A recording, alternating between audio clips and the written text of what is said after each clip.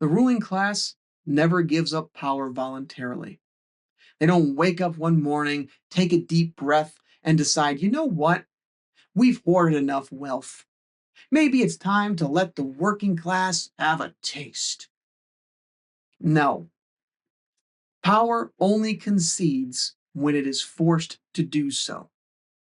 And there is only one tool in the hands of workers that has ever forced real change: the general strike. That's why May 1st, 2028 is already sending billionaires into a quiet panic. They won't say it outright, not yet.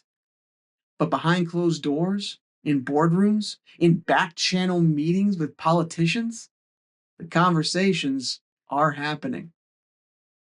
Because if millions of workers refuse to show up, if they refuse to keep the machine running, then the system collapses on itself.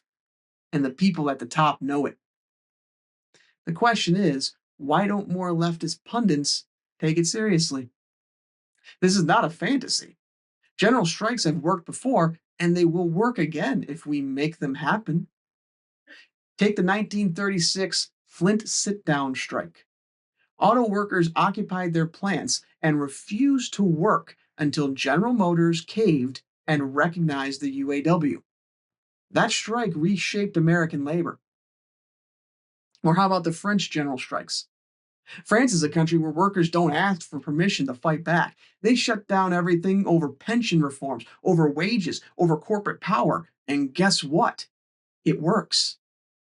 Or maybe you'll prefer the 2018 West Virginia teachers strike. Public school teachers, many in deep red Trump country, walked off the job and didn't back down until they won a 5% pay increase statewide. What do all these strikes have in common? They didn't wait for permission. They organized, they prepared, they acted. That's what the 2028 general strike is about. And that's why it's being ignored by so many progressive voices. There's a reason the Humanist Report, the Majority Report, TYT, and the rest of the leftist media ecosystem aren't shouting from the rooftops about the general strike. And it's not because they don't understand labor history. It's because they don't want to risk their business models. A general strike shuts down the economy.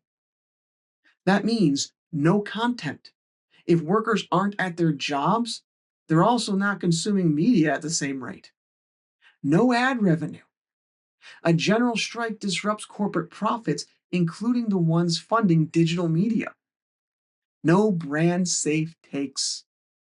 Media platforms don't reward radical economic discussions that actually threaten capital.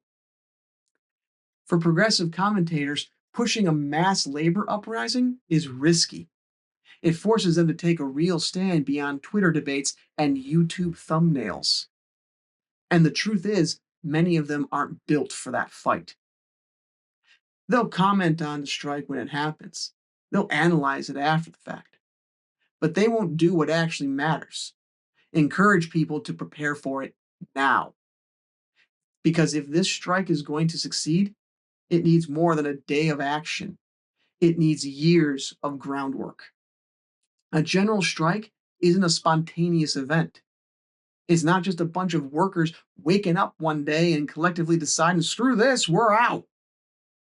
It takes years of organizing, planning, and solidarity building. And that's why corporations love when people dismiss it as not viable. The less we prepare, the easier it is for them to crush it before it even begins. So here's what needs to happen now. We need to start talking about the general strike everywhere. Make it impossible to ignore.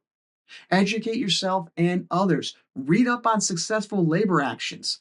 Follow organizations already involved like generalstrikeus.com. Build local networks. This strike won't be won online. It will be won in communities, in workplaces, in real life organizing. Prepare financially. The biggest weapon corporations have is economic pressure. Start setting aside what you can. even if it's small. If you can't, start connecting with mutual aid groups now. This ensures that people who can't afford to strike have resources. The 2028 general strike is happening. The question is, will we be ready? Because if we do this right, the ruling class won't be.